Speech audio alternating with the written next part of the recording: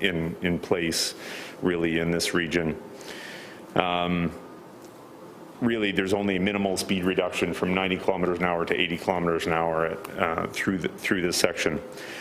Our goal this evening is not to pretend to be the experts on road safety, but to help bring attention to this matter and show solidarity for the cause. We would like to be a member at the table when there's an opportunity to meet with the officials from the MTO. We wish to work with other members of the community, such as the Temiskaming District Road Safety Coalition, the Health Unit, OPP, as well as other organizations and politicians who are striving to make our roads and communities safer.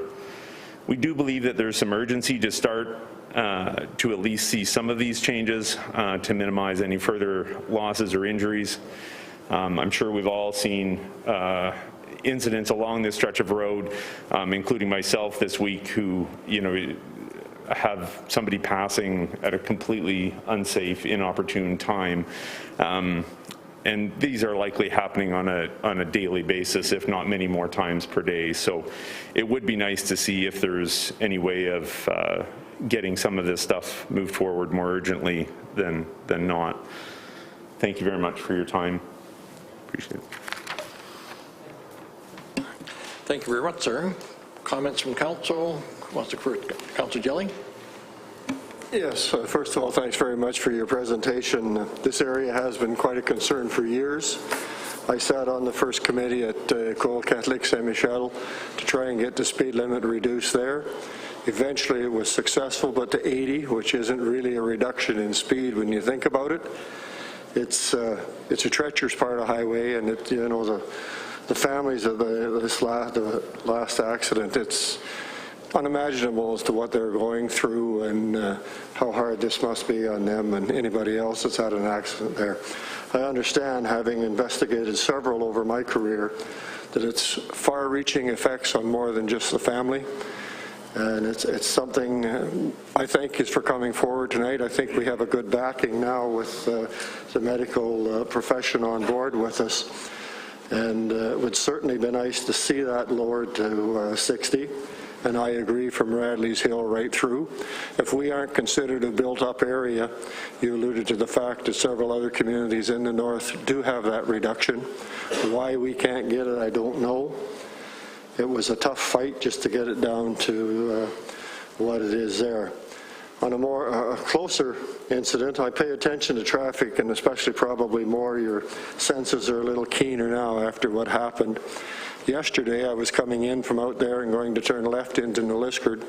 A transport southbound had to be doing at least 90. I felt the wind shake my truck when it went by. And again, I was out there, and my better half and I were on our way home from her clinic.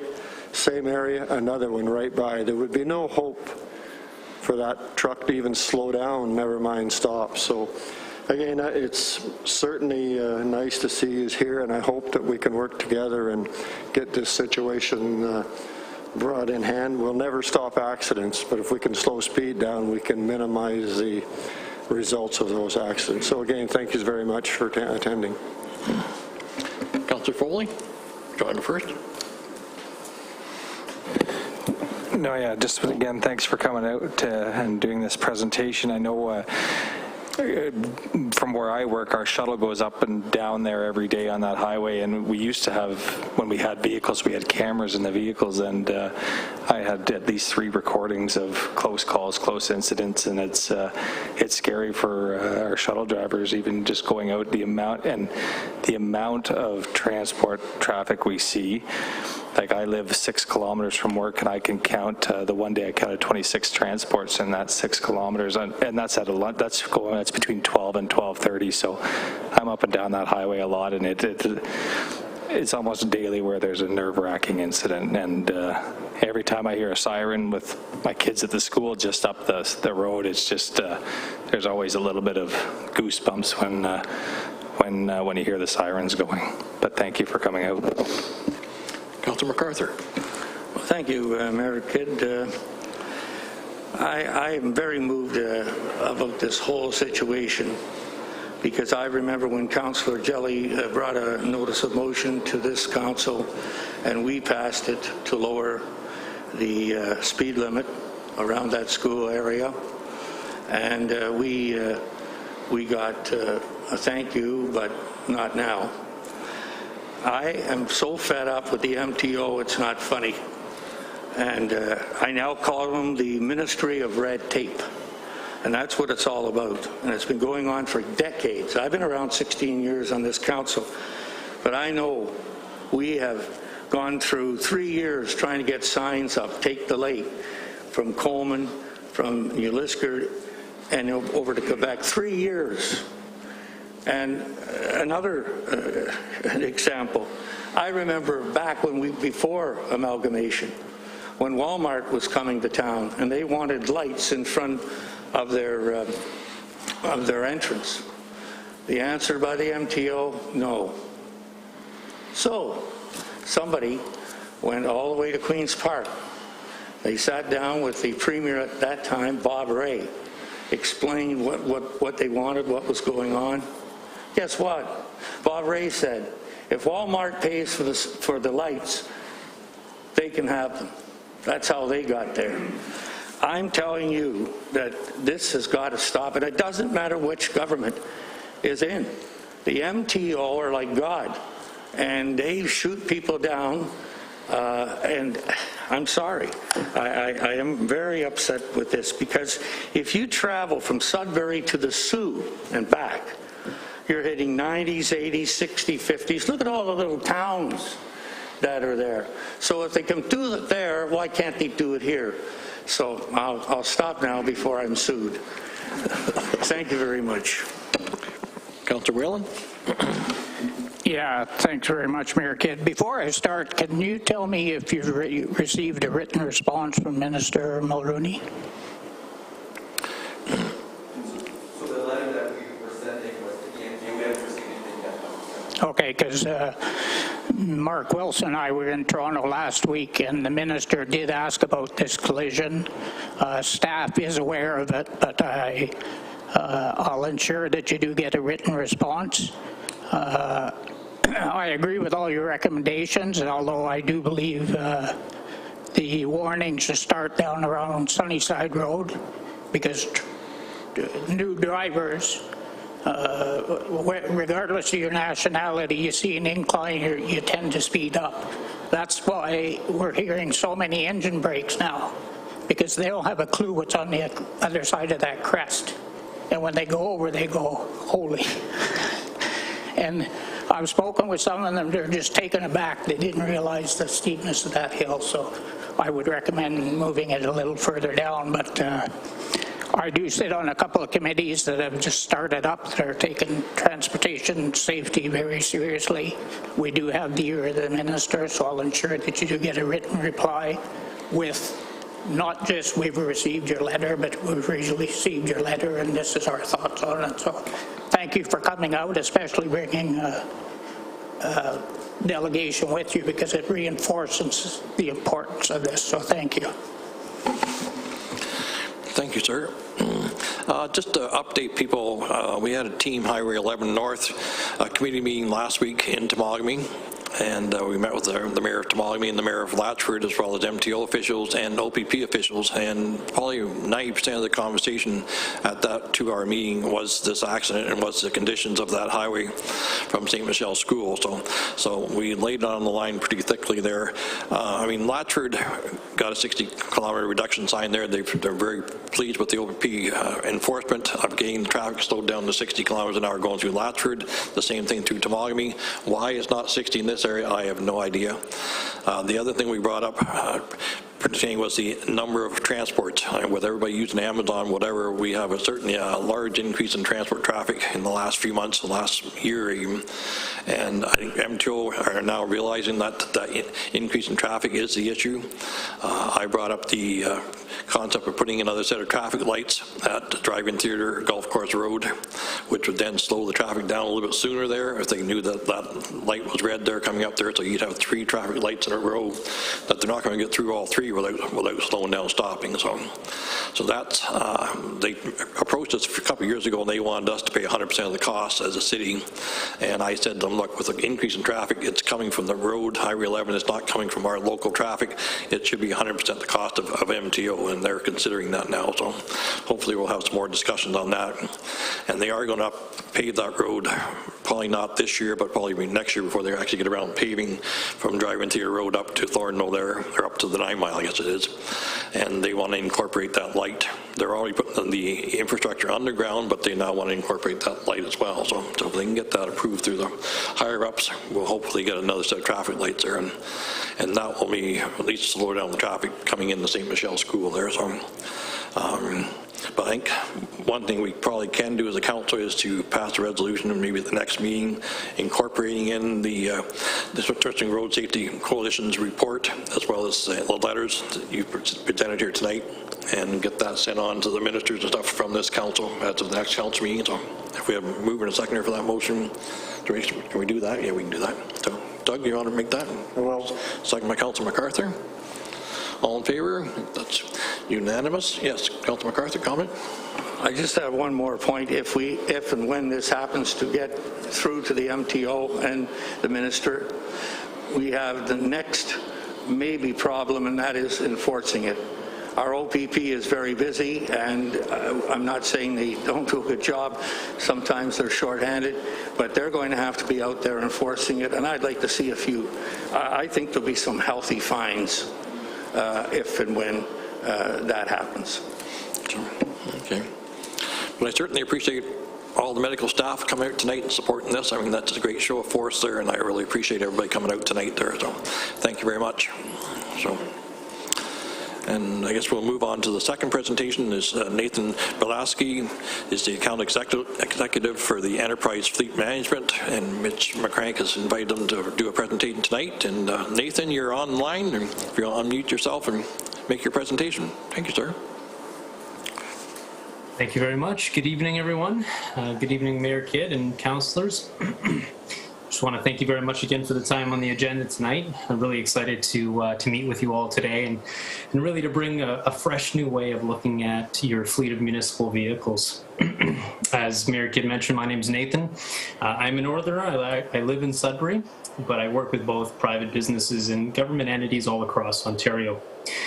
And today what's brought me here is really a culmination of several meetings with City Manager Chris and Manager of Transportation Mitch.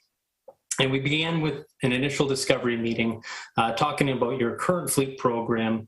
And I learned about several areas, for example, what your current process is for buying vehicles. We had a discussion about the vehicle's life cycle. We talked about the different aftermarket equipment that you need on the vehicles, as well as your current maintenance processes, which led to another discussion about optimizing your mechanics' time and all the associated investment that goes into keeping up to date with all the fast-paced technology advancements with vehicles as they continue to get more and more advanced, along with all the necessary software that's required to track all of the intervals and repair work that's needed. And we also talked about the city's disposal plans once the life cycle of your vehicles have been reached. And this has given me a lot of insight into where we can provide value to the city, which we want to review today. And I'm going to do my best to condense several hours of meetings into 30 minutes. So if any questions come up, please feel free to write them down, and love to address them as we get near the end of this presentation. Before I jump too much into that, I just want to provide you a little bit of context to who we are and why we're here today. Most are familiar with the Enterprise Rent-A-Car brand. It is our most prevalent brand. But in our division, in our fleet management office, we only work with entities that operate their own vehicles, and we help them do it for less. Overall, Enterprise is the largest privately held fleet operators globally. We've got just over 2 million vehicles of our own and that we manage today. But if we go back, let's say 2008, in the last financial crisis, we had a lot of public entities coming to us asking us how we can help in how we were able to effectively run a fleet of vehicles with costs going up, but revenues going down significantly. And so at that time, we engaged in a lot of conversations with a variety of different public entities, and we learned a lot about the different intricacies of government, from capital to operating budgets, how they looked at managing their vehicles, asset management plans, et cetera. And what we were seeing was really the same story across the board. As revenues were going up, expenses were always going up just a little bit faster. And when that was happening, it really caused the capital budgets to be constrained. And when people were doing the budgeting process, vehicle replacements is one of those items that always came up on the list. But in the grand scheme of things, if a government entity was looking at replacing a road or building a new school or upgrading a facility, especially with COVID, requiring a lot of capital investment, or replacing a pickup truck, it kind of made all the sense in the world to not replace the truck and defer that and put that into bigger capital projects. And so as a result, over time, the fleet would continue to age. And while different government agencies weren't spending a lot of capital replacing their vehicles, the operating expenses would continue to increase at a much faster rate as vehicles continued to age, as well as becoming much more unreliable and a lot more downtime that was needed. So we were able to help really create a funding platform that allows the different entities to capture the best of both worlds, which is reducing costs, putting better a plan in place to ultimately help stabilize the capital budget and reduce the operating budget as it pertains to the fleet. And in most of the entities that we talk to, fleet's not their primary core function, but it's a necessity in order to run a government or to run a municipality. And at Enterprise, it's 100% of what we do. It's 100% of our core function, and so that's what we'd like to look into today. Next slide, please. And so we work with several municipalities in Ontario. Numbers just surpassed 20. We partnered most recently over the last month or two with the town of Loyalist, along with the town of Hawkesbury. And just tonight, I've got other colleagues meeting with 2 other municipalities, also voting on our partnership as well. And our new way of managing government fleets is really catching like wildfire. And a big reason for the success is why we were awarded the tender through Sourcewell, LAS, and AMO for providing professional fleet management services to municipalities across Ontario. But back to Temiskaming, the city of Temiskaming Shores. Next slide, please. So we started our analysis really by looking at your fleet, and we took into consideration some of the challenges that were provided by Chris and Mitch. First of all, struggles with actually acquiring vehicles. And as of last month, my information is a little outdated, but as of last month, you didn't have any full-time mechanics to handle any of the workload of light duty, heavy duty, and all the equipment that the city operates. And so then we took all that and customized a very specific fleet plan to your needs that is going to look at saving the city over $387,000 over 10 years, while providing a funding platform that's going to balance the capital budget and reduce your operating budget, and reduce and fix your maintenance costs so that you know exactly what those costs are every single month, while we take on all of the maintenance approvals, all the tracking, all the notifications of when services are due and recalls are due, and taking some of that work off of your mechanics' plates and keeping all of that business local through local shops and local dealers. And we're also able to keep your employees in much newer and safer vehicles. Next slide, please. So we start by selecting what we call the right tool for the job. You currently base all of your purchasing decisions on the sticker price or the price of the vehicle, which has led to a variety of different makes and models based on what was the cheapest vehicle out in the market. And so we're able to help by reducing costs and bring standardization. Now, the majority of your fleet today are half-ton trucks. So we focused on this for this presentation and for this area. And since Enterprise buys on average about 1 million vehicles a year, and we work with every manufacturer, we're not biased to any one manufacturer. We actually go out to all the manufacturers on your behalf and get them to try and earn your business. And our goal is ultimately to find what the lowest cost of ownership is while keeping the business local through the dealerships in town. And so I know there's a lot of numbers on here, but I want to show you how we look at this. Again, the city currently goes by that sticker price, and based on what you see here, you can see that the top left-hand corner, the Chevy Silverado 1500, it has the lowest acquisition cost or the lowest sticker price. So you would be buying that GM vehicle pretty much every time. In fact, presently you are. But when we actually overlay the operating costs, so when we look at maintenance, fuel costs, and taking the equity still in the vehicle into account, and we divide it by your total annual mileage, which you can see near the middle bottom here, you can actually see it's a much narrower difference. So if we look strictly at the sticker price, which is I guess the fifth line down, you can see from the GM, Ford, and Dodge vehicles, there's about a $6,000 difference separating those vehicles. But if we go down to that cost per kilometer, which is really the simplest way of looking at this, which again is all those costs divided by those annual mileages, you can see a much narrower gap. And that's really important because in today's environment, manufacturers are having a lot of challenges right now keeping up with the demand. And knowing now that the costs for all three of these vehicles are actually very similar, it opens up options into looking at what makes the most sense and at the lowest cost. So to just give you an example of the importance of this, if we look at the GM at 65 cents a kilometer and compare that to the Toyota Tundra at 87 cents per kilometer as an example, that's a difference right now of 22 cents a kilometer. And that's over the 12,900 kilometers or 13,000 kilometers, that's just over $2,800 a vehicle in annual savings. And over your fleet of light-duty vehicles of about 24 vehicles, that's about $68,000 in savings just by making sure you've got the right badge on the truck. And so additionally, what we do is we actually dedicate what we call a client strategy manager to all of our government partners who actually learns a lot about the different departments and what you're using the vehicles for. And we also recommend in certain times what we call right typing vehicles so that, for example, you may have a 3/4 ton that might be 5 to 10 years old, and that's primarily used for towing. And just to give you an example, a 10-year-old 3/4 ton today, or sorry, a 10-year-old 3/4 ton tows up to 11,350 pounds, whereas a 2022 1500, following the GM manufacturer, that actually tows almost the same amount, up to 11,000 pounds.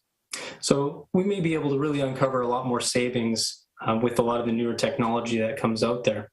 So based on this analysis that we put together, based on the whole lens of total cost of ownership, we recommend sticking with the GM product that we see here today. But if there's ever an issue, we also have some options here that don't cost too much more. Next slide, please. So our strategy is really to work with local dealers and factory order the majority of the vehicles that we can a year in advance or at the start of at the start of the model year. And what that does is that allows us to lock in the pricing and avoids additional increases that come through over the course of the year. It also lets us build the vehicles to exactly your specification, so you don't have to necessarily buy them without any of the bells and whistles that you may pay for a vehicle that's already built sitting on a dealer's lot. We also manage all of the incentives and to help really drive down your costs. And finally, we also coordinate all of the aftermarket, so all of the additional equipment that goes on it, we coordinate all that. And we deliver the vehicle to you so that it's turnkey ready when you receive it, ready to work. And only then do you start paying for that vehicle. So let's look at how this strategy works for the city. Next slide, please. We took your most recent vehicle purchase, which you can see on the top left here, which is a 2021 Chevy Silverado 1500 four-wheel drive regular cab work truck. You had paid $39,758 for it. We took that exact vehicle and we built that in our system. And you can see on the top right-hand side, the exact same specification, MSRP $39,658, which is $100 less than that price. But we don't actually bill off MSRP, we bill off invoice. and additionally in working hard to look at incentive management, if this vehicle was purchased through us, we would have been able to save the city on the front end just over $6,700. Now, this isn't actually the biggest win, so I'd like to show you how buying a vehicle a little bit better than you are today, how that impacts the life cycle of a vehicle. So taking a very quick step back, the premise of our program is really to figure out when the best time to replace a vehicle is, so that it really doesn't cost you any more than it has to operate. And the way we do this is we look at these three buckets: depreciation, fuel, and maintenance. Depreciation, as most people know, when you buy a vehicle, in the first year, it loses quite a bit of its value. And then the longer you own it, the longer you have it for, it tapers off. And currently you guys are in that 6 to 10 year range, so kind of near the bottom right hand side of the orange line. And then we've got fuel, and fuel, even if the pump price stayed the exact same for several years, the actual cost would increase a little bit every year, just because it's not as fuel efficient as it once was. There's some degradation that goes into it over time and use of the vehicle. And then maintenance is the same way. The longer you own a vehicle, the more mileage you put on it, the more time it spends on the hoist, and ultimately the more cost that goes into the maintenance, which has additional soft dollar costs like downtime and potentially for rentals and some other impacts that it causes when vehicles go down and need to be fixed. And so we really want to understand and replace that vehicle when we get to that circle that you see there today. And because if beyond that point it costs more to own and operate, then the more the maintenance and more, as I mentioned, fuel costs and additional. And if we can buy that vehicle a little bit better than you're doing today and combine that with replacing the vehicle at that optimal time, we can significantly reduce your total cost of vehicle ownership while keeping your employees in much newer and safer vehicles. Next slide, please. So I'm just going to show you how we determine what that circle area is. So just going from left to right, first moving left here, we've got every line is 12 months or a year. And this is every year we're saying on average that you're putting 13,000 kilometers on the vehicle that we selected, which is a 2022 Chev Silverado work truck. And then this estimated market value section here, what we've done is we've taken the vehicle brand new with an additional $2,000 worth of aftermarket equipment. And so that's that $41,850 price tag. And then using Canadian Black Book, which you see at the bottom right hand of your screen, the values is based from that after 1 year and 13,000 kilometers, at 30,000 based on 2 years and 26,000 kilometers, and so on and so forth. And what we've done to be extra conservative is we actually took 10% off of those values, again, to remain as conservative as possible.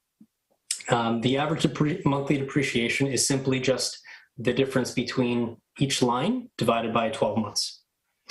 The orange columns you can see is the operating costs. So we have maintenance. So after 13,000 kilometers, really it's just one oil change. And then you can see the longer you have the vehicle, the more it impacts your monthly cost on the vehicles. Fuel is the same way, very consistent. If doing the exact same mileage pattern at the exact same pump price, it does cost a little bit more with that fuel efficiency impact. And then we've associated a dollar cost to when the vehicle is down, just to show that that vehicle is not being able to produce for your needs. The orange column or the yellow column here is all of those lines just totaled up and showing you how much that vehicle cost you in that year per month. And then the blue column is what we consider the most important, and that's really how we determine this circle area. So we take a rolling average. So for example, all of your costs in year one, we divide that by 12 months to understand, okay, it costs $851. For year two, we take all the costs in 2 years, divide that by 24 months. We get an average rolling cost of $719.71. And so we do that to understand at what point is this going to cost the absolute lowest with all those factors being considered. And you can see right here by the highlighted lines that year 4 and 5 are almost they're almost interchangeable. Everything prior to that and after that costs more to own and operate for that same amount of time. And I just want to make one point. The values that we're using from Canadian Black Book are not the current used market values that you're seeing out there today.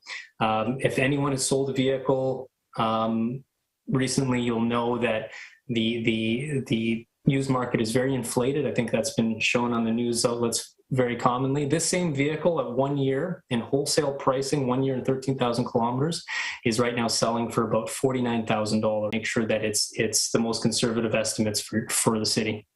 So really, now that we understand the right vehicle, the best acquisition strategy, the right amount of time to hold it, let's look at how we fund it. Next slide, please.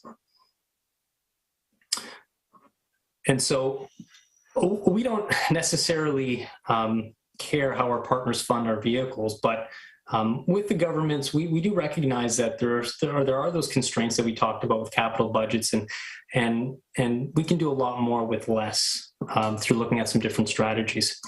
And so if you look at a $40,000 pickup truck in this example, the first option is you can pay cash for it. So you pay it all up front and you own it once you pay it, and then you don't have any payments for it after that. Second option is you can finance it. So you take that $40,000, you finance it over 5 years, and it's $8,000 a year. The third option, which is a market value finance, or what we call an open-ended equity lease. And this way you actually write the vehicle down to a residual to allow you to pay less for the vehicle. Comparatively, you can see it's $5,000 a year versus the $8,000 example. And this allows you, again, to write that down to a residual to reserve your cash flow and really to do a lot more with less. And again, you can certainly buy the entire vehicle, but if you're not going to be keeping it for the entire life of the vehicle and only a portion of it, then why pay for all of it? So if we look at, again, the equity, the open-ended equity lease, so that's option number 3. In this example, if we have a $40,000 pickup truck and we write it to, let's say, $15,000, that's $5,000 every year, and at the end of that 5 years, it's worth $25,000, then there's $10,000 worth of equity. And in an open-ended equity lease, that goes to the city. If anyone has leased a vehicle personally in a dealership setting, those are a bit of a different lease. That's what's called a net lease or a closed lease. And the big difference there is the dealership owns the equity at the end of that lease. And they protect that equity by making sure that they know exactly what the vehicle is going to be at for mileage. And if you go over that mileage, there's some penalties, there's a cost associated to that so that the dealership can protect that equity. And secondarily, if the vehicle comes back, missing a fender or missing parts or is heavily damaged, obviously that's going to impact the value of the vehicle as well. And so that's why a dealership would charge you for that as well. Through an open-ended equity lease, you don't have any of those provisions because all the equity goes to the city. It's not going to enterprise, it's going to the city. And so if you have a vehicle that's supposed to do 13,000 kilometers and does 30, well, all that's going to happen is instead of getting $10,000 worth of equity, instead of it being worth $25,000, it might only be worth $22,000 at the end of that year, because now there's just more usage on a vehicle. Same premise is true if there's some damage. And ultimately, if there's any damage, we have a team that helps walk you through if it makes sense to repair, if it doesn't, what is the return on investment, and so on. And so in this very simple example here, this $80,000, if you had an $80,000 fleet budget, how many vehicles could you buy? You can get 2 through paying cash for it. You could get 10 through financing it, or you can get 16 through market value finance. And that's really going to be the impact. By keeping your capital budget the same, we can make a very big impact on your operating budget by replacing much more vehicles than you are today. Next slide, please.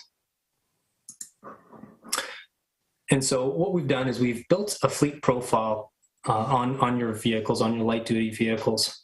And you can see in the top left-hand corner, these are all the different makes and models of vehicles that you have. You can see a wide variety of half-tons and three-quarter-ton vehicles, the amount of them, the age of them, how much mileage that they're driving.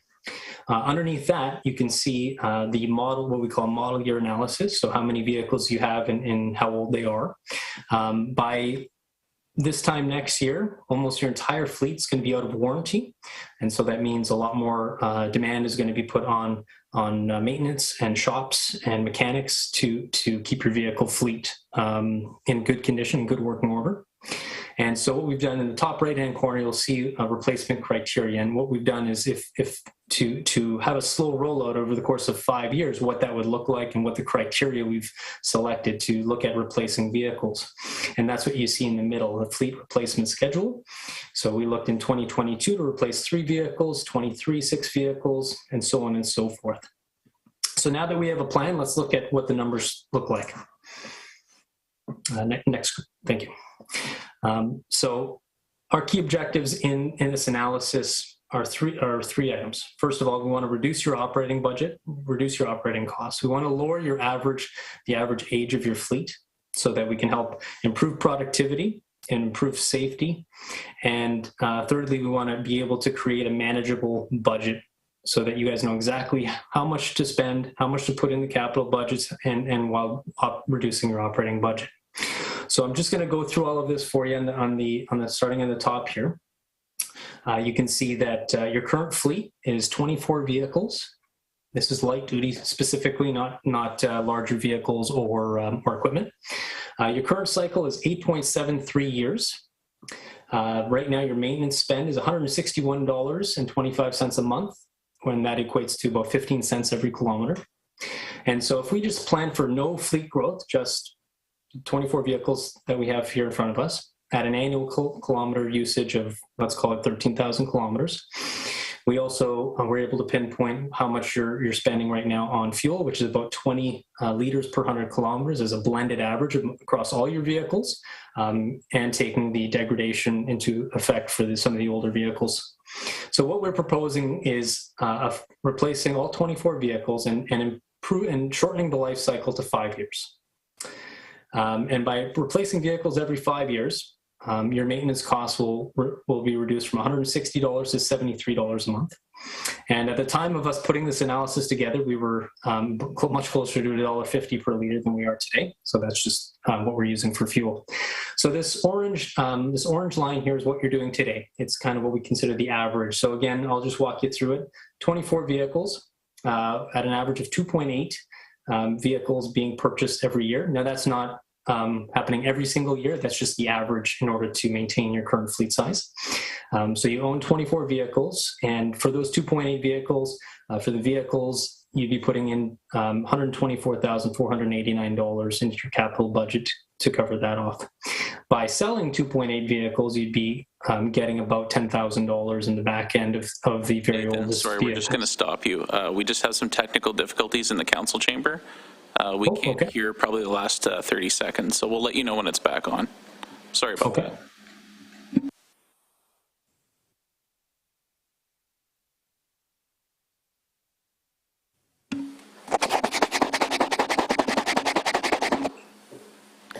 And you're back.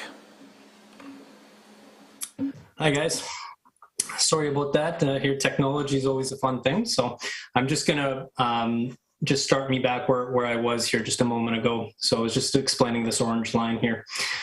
So again, this is what you're doing today. An average fleet size of 24 vehicles. Your annual needs right now is 2.8 vehicles to, that's not currently what's happening every single year, but that's what's happening in order to maintain your fleet size of 24 vehicles. So that's what you currently own. And in order to fund that, you need to put about $124,489 in the capital budget every year to replace those 2.8 vehicles. Selling the oldest 2.8 vehicles would get you about $10,000 worth of equity. And then moving over to under the maintenance column, you'll see you're spending $46,440 in maintenance to maintain those 24 vehicles and $92,880 in fuel. So if you total all that up, your current fleet of 24 vehicles is costing you $253,809 annually. And so what we see here is a 10-year proof of concept model that over the next 5 years, we're looking at replacing those 24 units onto our leased fleet management program. And so I'll just explain to you kind of how this looks starting on year one. Instead of So we're looking at replacing 3 vehicles, moving them from the 21 owned bucket to 3 now in the leased bucket. So you can see now that there's no purchase cost, but there's a lease cost associated with that, $26,679. And again, we're being very conservative, saying we're only going to be getting $6,000 in selling those 3 vehicles. You can see that the maintenance cost now is being reduced from $46,000 to $43,000. Fuel cost is being reduced down to $90,000, and this fleet budget for year 1 is $154,000, putting $99,000 back into the budget in year 1. And so over the next 5 years, you can see that we're moving from the owned model to the leased model, and the impact that has on things like maintenance and fuel. You can see starting in year 2026, if you look under the maintenance column, your maintenance costs go from $46,000 to $21,000. And your fuel costs go from $92,000, almost $93,000 to $74,000, assuming the fuel pump price stayed the same. And over the course of 10 years, we'd be able to save just over $387,000 for the city. And after year 5, years 6, 7, 8, 9, 10, we were able to sustain the savings of $19,312 by being in much newer, safer vehicles for your employees. So I knew I threw out a lot at you guys, and I just hope that you guys were able to. I was able to explain that clear enough, and there's a lot of numbers and stuff there. But I'd love to open it up for questions, and to answer some of your questions. Well, thank you very much, Nathan. Appreciate that. Councillors, questions? Councillor Toyota Foley, you're up. No, thank you. Just so if we do a lease for 5 years through this and we set a residual value at $25,000, but let's say in 5 years that truck's only worth $20,000, so we'd be on the hook for the 5? Is that how this would work, or who guarantees the residual value? Sure, it's a great question, Councillor. So first of all, that particular, that was just an example, but if we're going to continue just to use that example, if we get to year 5, and let's just say and what you're suggesting is that the value of the vehicle is less than what's owing left on the vehicle, we would at that point recommend not selling the vehicle or turning that vehicle in or replacing that vehicle. We would suggest holding it onto it for another period of time until it makes more sense. It either comes to parity or there's equity in that. We always, when we're structuring all of these leases, we want to structure it so that we're always how do I say this? We're always outdoing the pace of the market. We want to make sure that our residual is always going to be much less, so that there's always equity left in the vehicle. And we've been very successful at doing that for many, many years now. Other questions, comments? I think Councillor Jelly and Whalen and I have been seeing this presentation a couple times there and asked questions there. But Councillor Whalen, you have a comment? Yeah, thanks, Nathan. I've seen the presentation, I think, 3 times now. Anyway, I understand the basis of it, but my biggest support for this isn't actually in the purchase of the vehicle. It's in our maintenance department going down the road. So these numbers just look at the actual purchase and the basic maintenance over time, but we also have some structural problems that we have to deal with within our organization, and I think this is one way of dealing with that. So I won't get into them, but... Other questions, comments for Nathan? I think we've seen this at Public Works and a couple of other committees there, but we want to make sure the rest of the council seen this tonight there. So we really appreciate Nathan taking the time to make this presentation tonight, and we're definitely going to discuss this some more, and then we'll make a decision fairly soon. I don't know how quickly we'll get through this, but we'll look at the financial side and we'll look at what our budget is coming in next year as well. We've got a new council coming in next year as well, so we'll see how that all ties together. But if not, any other, Chris? Just if there are any questions that anyone has afterwards, if you could let Mitch know, and he can deal with Nathan on getting clarification on any questions. And I think as a next step, Mitch's corporate services has asked for a little bit more detail.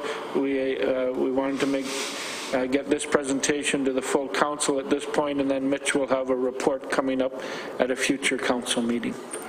Okay, good. Well, thank you very much, Nathan. Appreciate that. We'll look forward to doing some business shortly. Thank you. Thank you. We'll move on to the communications. And 10A is a letter from Krista Green, the communications specialist for the Canadian Mental Health Association, Cochrane Temiskaming branch, and it's regarding a proclamation request for May 2nd to the 8th of 2022 CMHA Mental Health Week, received on April 1st. A motion presented on new business tonight. 10B is a letter from Candy Keeler, the Community Engagement Specialist for the Operation Smile Canada. And it's a proclamation request as well for June the 19th, 2022 is the longest day of smiles. And that was received on April the 3rd for information. 10C is a letter from John Paul Newman, the Deputy Clerk for the Municipality of Clarington. The Comprehensive Zoning Bylaw Review Project received on April the 5th for our information. 10D is a letter from Amanda Pins Van Hasting, Council and Committee Coordinator for the Municipality of Grey Highlands regarding the HST rebate on new homes in Ontario, received on April the 6th for information. 10E is a letter from the Honourable Lisa M. Thompson, the Minister of Agriculture, Food and Rural Affairs, regarding the Minister's order under the Animal Health Act for 2009 for the purpose of limiting the commingling of birds from different locations in Ontario due to the avian influenza H5N1. And it's received on April the 8th for information. 10F is a letter from Krista Oviatt, the chair of the Temiskaming District Road Safety Coalition, regarding the safety measure consideration for Highway 11 between Tobler Road and the Wabi River Bridge, and that was received on April the 11th. That's received our information. 10G is a letter from Tracy Atkinson, the CEO Clerk Planner for the Township of Mulmer, regarding resolution of support for More Homes for Everyone Act, received on April the 12th for information. 10H is a letter from Jocelyn Blay, Danielle Perez, Rayzanne Massey-Belay, Felicity Bucko, and Michelle Massey regarding Niski Park in memory of Nicole Gerton, and that's received on April the 12th and referred to the Director of Recreation. 10I is a letter from Carrie Sykes, the Director of Corporate Services and the Clerk for the Township of Lake of the Bays, regarding a resolution for support for floating accommodations, and received on April the 13th for information. And lastly, a letter from Tim Beckett, the Acting Ontario Fire Marshal, regarding the Ministry of Solicitor General, regarding the Ontario Regulation 343/22, the firefighter certification, and that was received on April the 14th for information.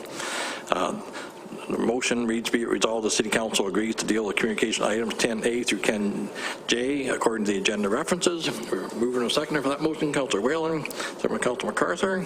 Any comments, things you want to bring back? Chris? Councillor Whalen?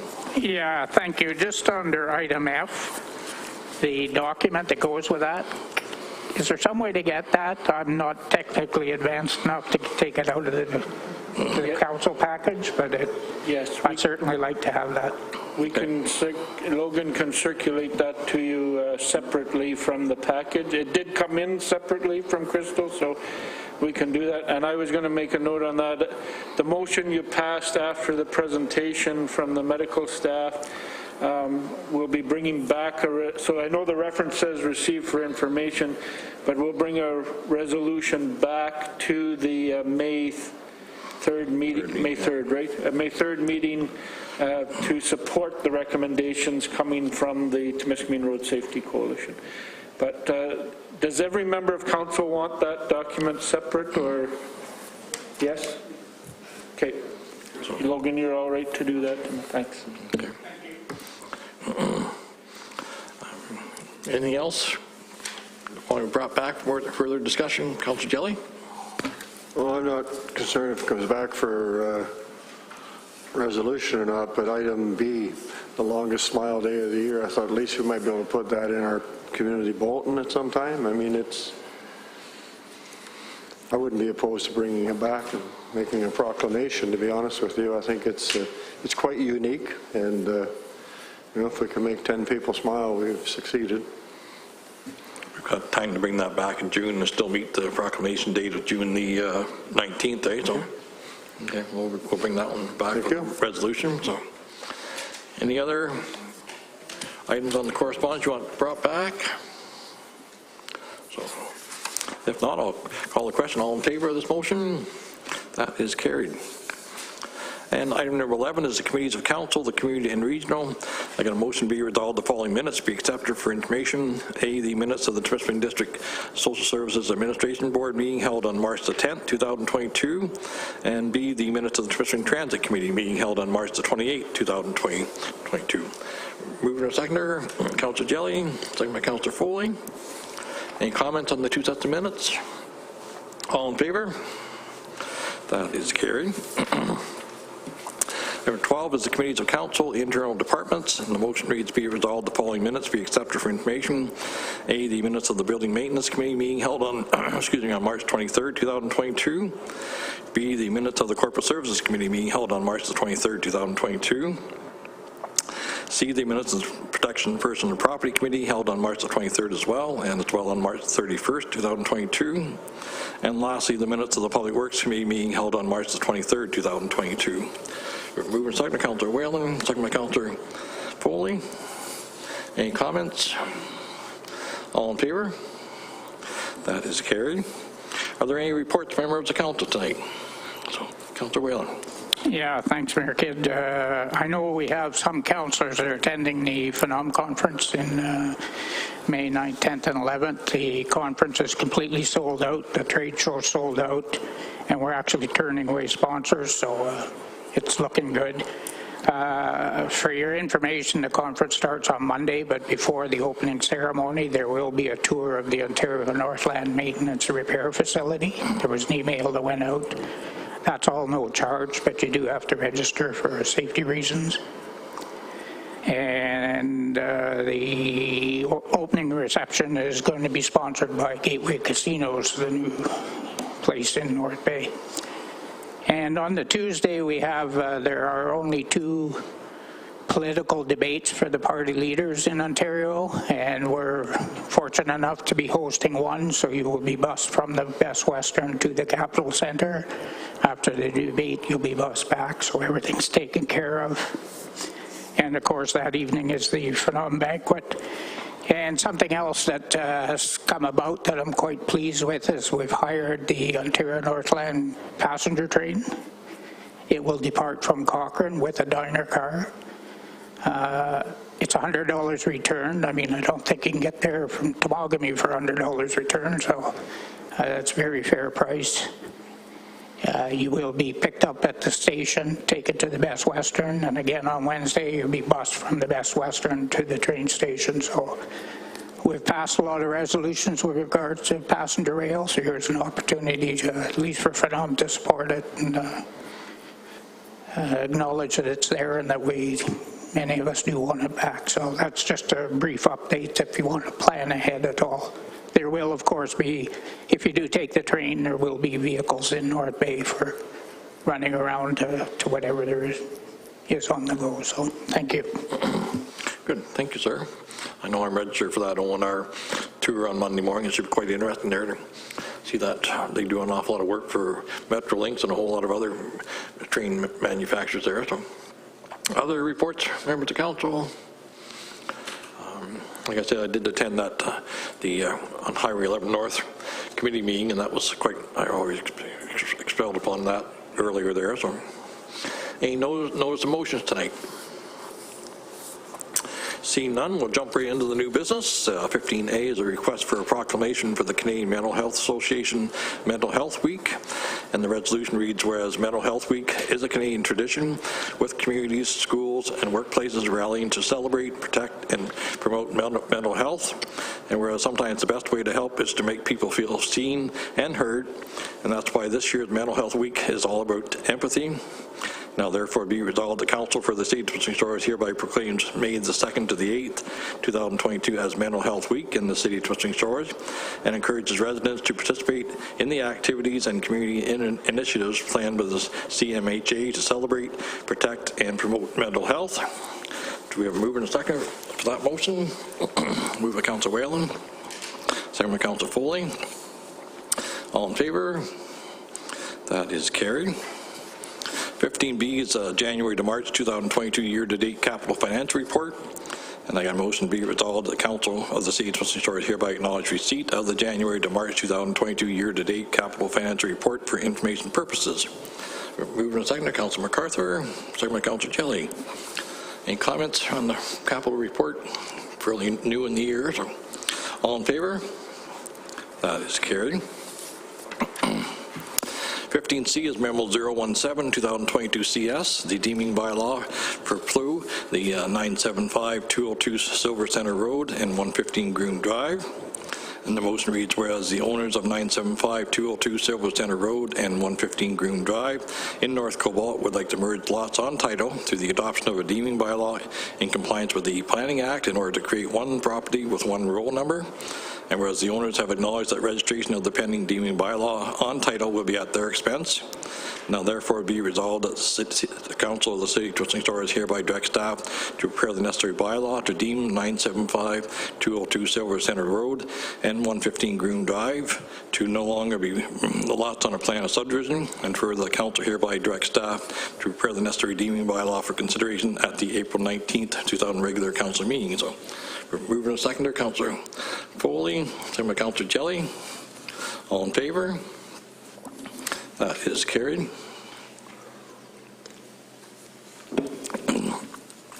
15D is Memo 018, 2022 CS, the Ontario Road Network Memorandum of Understanding with the Ontario Ministry of Northern Development, Mines, Natural Resources and Forestry.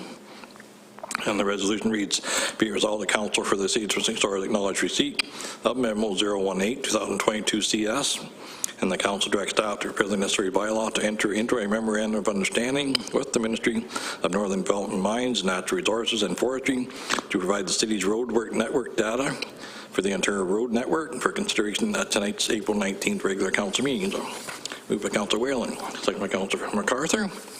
All in favor? That is carried. 15E is the RFP CF018 2022, the RFP for the animal control and pound services. And the motion reads, be resolved the Council for the City of Twisting Shores acknowledge receipt of Administrative Report CS018 2022. That Council for the City of Temiskaming Shores directs staff to release the request for proposals CS RFP 003 2022 for animal control and pound services as presented. Moving to seconder, Councillor Jelly, second by Councillor Foley. Any questions? All in favor? That is carried. 15F is Administrative Report PPP 001 2022, the appointment of volunteer firefighter. And I got a motion to be resolved the Council for the City of Twisting Shores acknowledge receipt of Administrative Report PPP 001 2022, and that the Council hereby appoints Matthew Gossick as volunteer firefighter to the Twisting Shores Fire Department in accordance with the recruitment and retention program. So, moved by Councillor MacArthur, second by Councillor Foley. All in favor? We welcome Matthew from the township of Armstrong there, moved into this area, so welcome him to our fire department. 15G Administrative Report PW013 2022, the tender award for concrete sidewalk and curb repairs. And a motion be resolved the Council for the City of Twisting Shores acknowledge receipt of Administrative Report PW013 2022, and the Council directs staff to prepare the necessary bylaw to enter into an agreement with Pedersen Construction 2013 Incorporated for the award of the 2022 concrete sidewalk and curb repair contract at a unit cost of $189 per square meter of sidewalk and $189 per linear meter of concrete curb and gutter, plus applicable taxes for consideration at tonight's April 19th regular Council meeting. So, moving to seconder, Councillor Jelly, second by Councillor Foley. All in favor? That is carried. 15H, Administrative Report PW014 2022, the engineering award for the Robert Elm Pumping Station bypass design. And the motion reads, be resolved that council for the city of Twisting Shores acknowledge receipt of Administrative Report PW 014-2022, and the council directs staff to prepare the necessary bylaws to enter into an agreement with EXP Services Incorporated for engineering services related to the design of the bypass system at the Robert Elm Pumping Station in the amount of $20,295 plus applicable taxes for consideration at tonight's regular council meeting. We're moving to second of that motion, Councillor MacArthur. Seconded by Councillor Jelly. All in favor? That is carried. And lastly, 15I, Administrative Report PW 015-2022, the equipment purchase for the blower attachment. And I got a motion be resolved that council for the city of Twisting Shores acknowledge receipt of Administrative Report PW 015-2022. That council approves the purchase of 2 snowblower attachments as a new 2022 capital project, and directs the treasurer to reallocate $330,000 from the Grant Drive Extension 2022 capital project budget to fund the purchase and keep within the approved overall 2022 capital budget envelope. And the council directs staff to prepare the necessary bylaw to enter into an agreement with RPM Tech for the purchase of snowblower attachments at the cost of $320,104 plus applicable taxes for consideration at tonight's regular council meeting. So, moved by Councillor Whalen, second by Councillor Jelly. Any comments? All in favor? That is carried. Moving on into item number 16, the bylaws. I got a motion be resolved that bylaw 2022-067, being a bylaw to adopt a policy for the use of corporate resources during a municipal election. Bylaw 2022-068, being a bylaw to establish an organizational chart for the city of Twisting Shores, and this actually repeals bylaw 2020-070. Bylaw 2022-069, being a bylaw to appoint a deputy clerk for the city of Temiskaming Shores as Rebecca Kirky. And welcome to the city there. So, bylaw 2022-070, being a bylaw to designate any plan of subdivision or part thereof that has been registered for 8 years or more, which shall be deemed as not a registered plan of subdivision for 115 Groom Drive and 975-202 Silver Center Road. The roll number is 54-18-030-009-057.00/060.00. Bylaw 2022-071, being a bylaw to adopt a memorandum of understanding with the Ontario Ministry of Northern Development, Mines, Natural Resources and Forestry for the use of the city of Twisting Shores road network data for the Ontario Road Network. Bylaw 2022-072, being a bylaw to enter into an agreement with Pedersen Construction 2013 Incorporated for the supply of labor, equipment, and materials for concrete sidewalk and curb repair services at various locations within the city of Twisting Shores. Bylaw 2022-073, being a bylaw to enter into an agreement with EXP Services Incorporated for engineering services related to the design of the bypass system for the Robert Elm Pumping Station. And lastly, bylaw 2022-074, being a bylaw to enter into an agreement with RPM Tech for the purchase of snowblower attachments. These bylaws be hereby introduced and given first and second reading tonight. So moved by Councillor Whalen, second by Councillor Jelly. All in favor? That is carried. And motion be resolved that bylaw 2022-067, 068, 069, 070, 071, 072, 073, and 074 be given third and final reading, be signed by the mayor and clerk, and the corporate seal affixed thereto. Moved by Councillor MacArthur, second by Councillor Foley. Any last comments, questions? All in favor? That is carried. Schedule of meetings. Next meeting is set for Tuesday, May the 3rd at 6 p.m. and then after that is Tuesday, May the 17th. And then we'll get into the summer schedule, like for one meeting a month for June, July, and August. So, yeah. So, for second question and answer period, anybody got a question from the audience, council? There is a question that was emailed in through the chat box. Sure. This is a question from Rob Ritchie. He says, I have been researching leakage of salt and chlorine into the lakes and noticed on my way to Buck Centennial Park the amount of snow dumped into the old Murray Daniels Park site in North Cobalt, which is located beside a creek that leads into Lake Temiskaming. Can the mayor and council please find another deposit location that is more than 30 feet from the creek leading into Lake Temiskaming? Thank you, Rob. Okay. Well, it's something we can look at. I mean, we've been dumping snow there for as long as I remember, so it's been a snow dump. I mean, Chris? So the timing is good. I know the Public Works crew is going to be doing a bit of a recap on winter operations. Hopefully next week. I think there's a meeting scheduled just to review that, and I know that Mitch is looking at working on our winter operations plan. Part of the winter operation plans includes a mandatory salt management program that we have to have as part of ministry regulations, so we can review that as part of the winter operations plan review before next winter season. Yeah.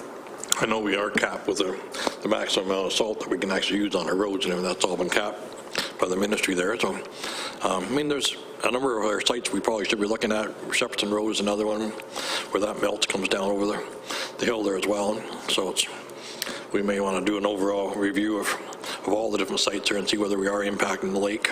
That's a lot of our water, drinking water from Hillsbury here. So, yeah, we'll look into that, Robert. Thank you. Any other questions, Council, tonight?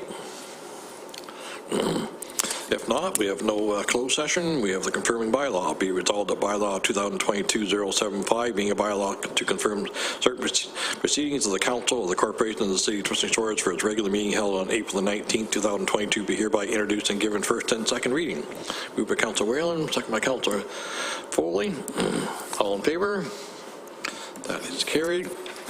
And motion be resolved that bylaw 2022-075 be given third and final read, be signed by the mayor and clerk, and the corporate seal affixed thereto. Moved by Councillor Foley, second by Councillor Jelly. All in favor? That is carried.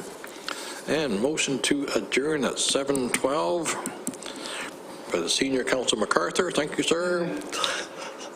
Seconded by Councillor Jelly. So. I don't know whether there was an accident on Highway 11 tonight or not, but I know the hydro's out up in that area there. So I don't know. I met a couple of ambulances as well going out that way. So there might have been another accident up there tonight. So we're the last